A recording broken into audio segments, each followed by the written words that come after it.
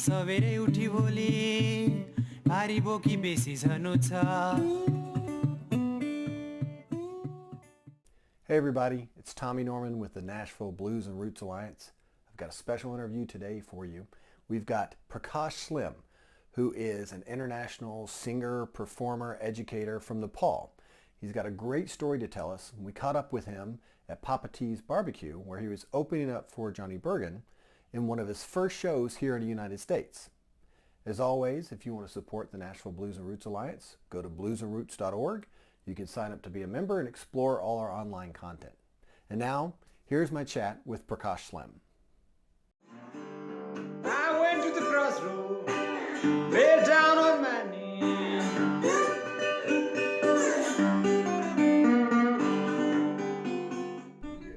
Hey everybody, Tommy Norman from Nashville Blues and Roots Alliance. I'm here at Papa T's Barbecue in Nashville, Tennessee.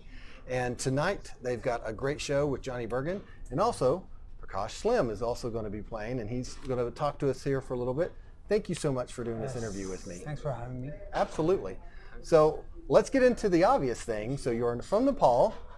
How in a little village of Nepal that I think didn't get electricity until like the 80s? How do you find the blues there?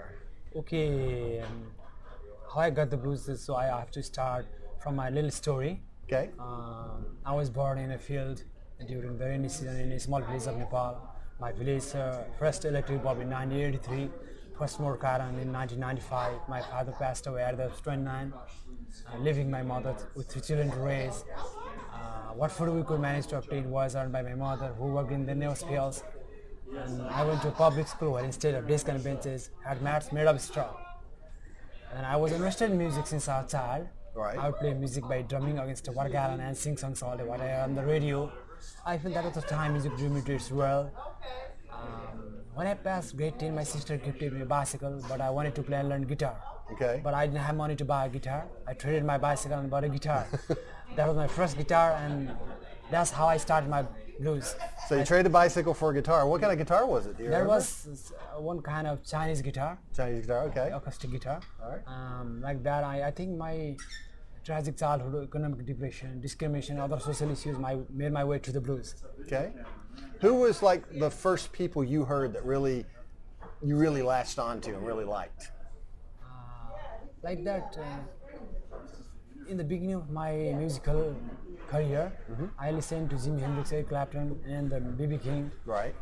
I became thirsty to learn his magical impulse, 6th, 9th, major third, minor third of B.B. King's.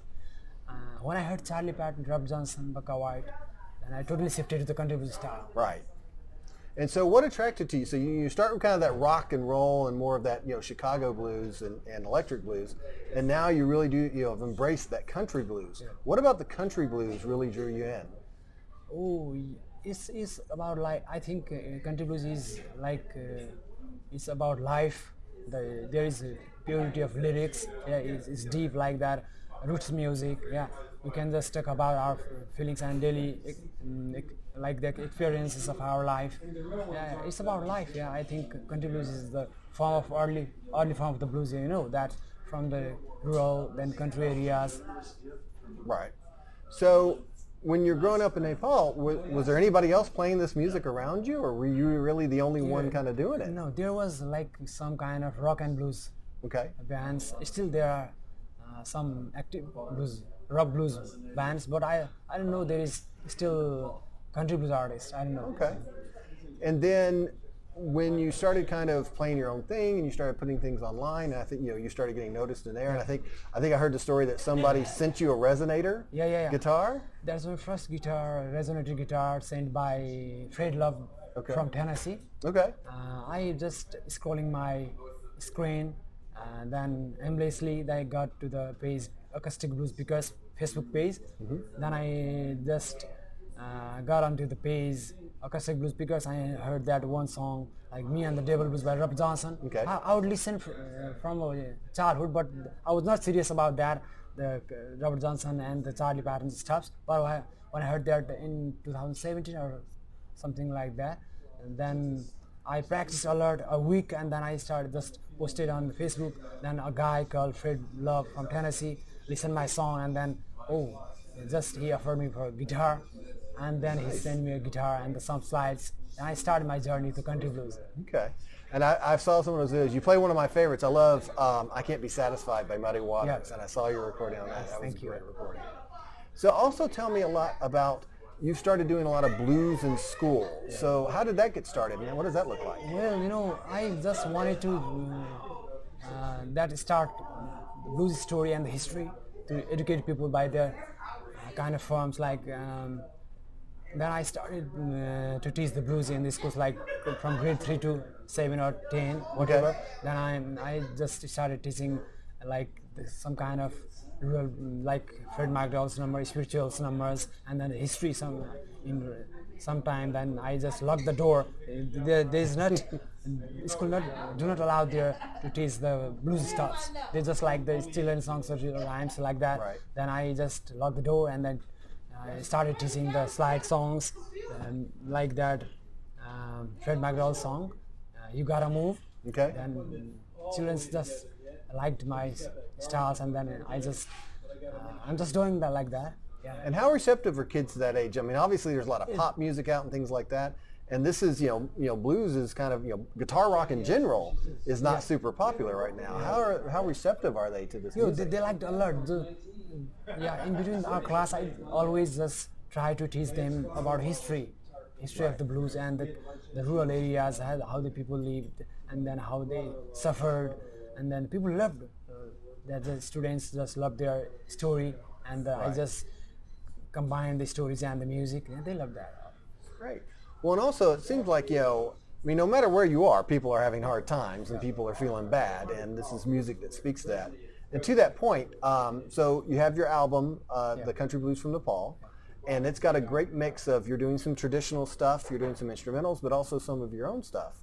And I love that your own stuff is in Nepalese. And is it Bharaya Blues? Yeah, Bharaya Blues. Oh, I love that one. I love that, it's something really interesting on how that language just lends into it. Something different, but it really lends to it. Tell me how that song came about. It's about the porterman who carries the loads from here to there, and then how they survive with their the pain, and they just suffer for their daily needs, for the food and other So that's all about the porter. A working man trying to make a living. Yeah. I mean, that's universal, no matter where you are. Tell me some of the other things that you're doing. I know that you've been around in Europe and doing some things in there. What all has been going on with you for the last couple of years? I just finished my first album, and then I was looking for a tour in the United States. I got my friend, Lance is my best friend, and he has been doing all for me. Okay. And then his wife Kat also helping me supporting me for all the stuff, like the touring and the sponsoring me, like that all stuff. And then I was just looking for a tour, and it became just and playing the night with Johnny and all that stuff. We just played, and then we just doing with Johnny. Then I'm going to with TJ Wheeler. TJ Wheeler. He's a blues jazz pioneer in New Hampshire, and I'm just going to do with Kid, Christopher and Anderson. In California. So you're going all over the place. But I know your goal is to go to the Crossroads. Yeah, right. It's my dream to be here in Crossroads and to play national guitar. Okay. But, unfortunately, I don't have national guitar yet, but I could. But you got something to play down. Yeah. So you're going to get some video for us because you're going to Clarksdale in a couple of days. So you're going to be right down near there. Yeah. All right. I'm We look thinking forward to about that. that. All right. Share that with us. We'll make sure we get that out there. I went to the crossroad, lay down on my knees.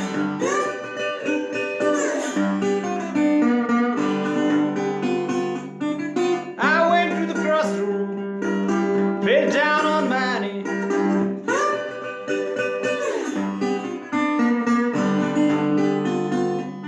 Ask the Lord, oh, have mercy.